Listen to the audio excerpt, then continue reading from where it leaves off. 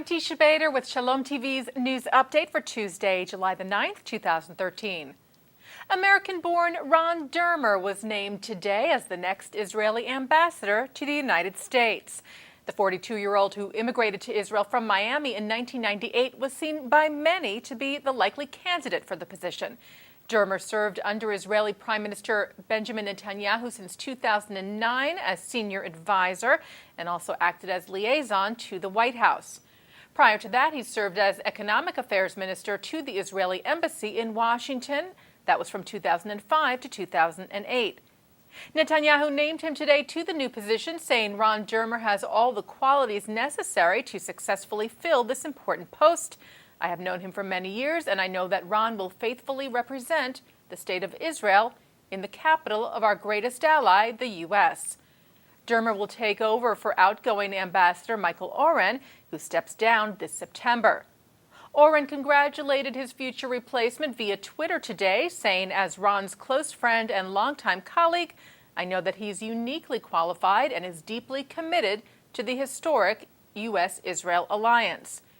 AIPAC, the American-Israel Public Affairs Committee, welcomed Dermer's appointment as well, saying he has a deep understanding of the critical value of the U.S.-Israel relationship.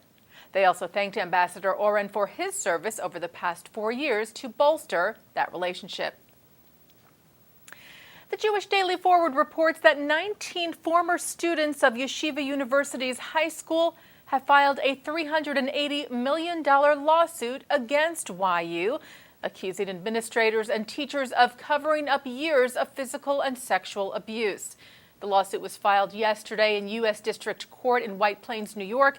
It alleges a, quote, massive cover-up of the sexual abuse of high school students facilitated for several decades by various prominent WhyU and high school administrators, trustees, directors, and other faculty members.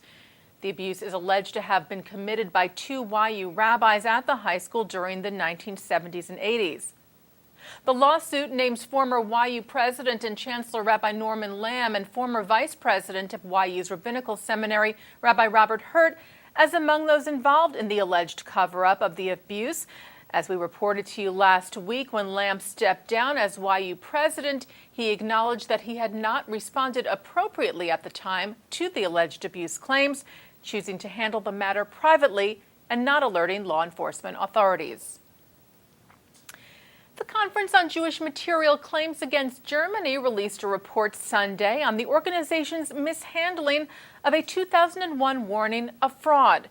The report follows allegations that officials at the conference didn't thoroughly investigate a letter received in 2001 warning that false claims were being processed by personnel at the conference's New York processing center.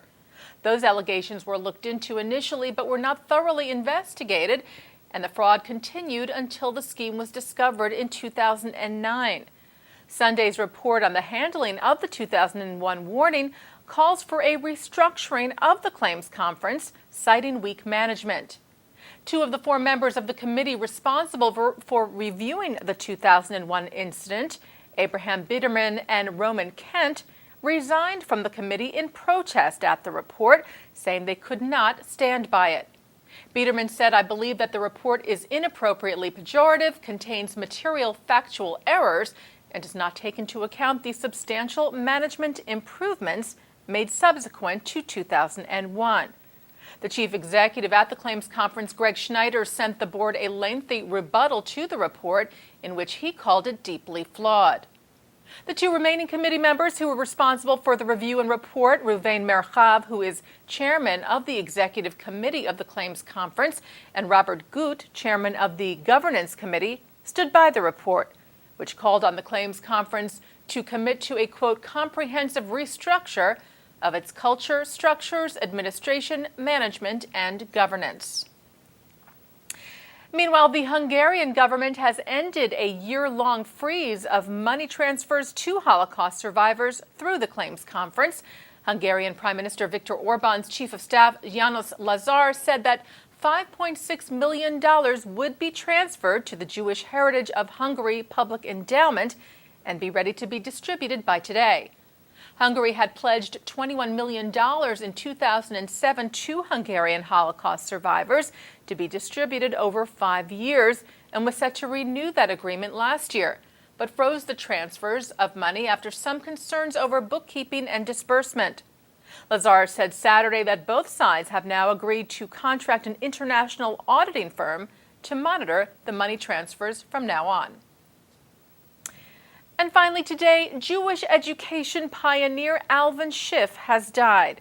Schiff served as the executive vice president of the Board of Jewish Education of New York for over 20 years. He was a founder of the Graduate School of Jewish Education at Yeshiva University and was at the helm of many Jewish education projects, including the March of the Living, the Salute to Israel Parade, and the Chidon HaTanach Hebrew Bible Contest in the U.S.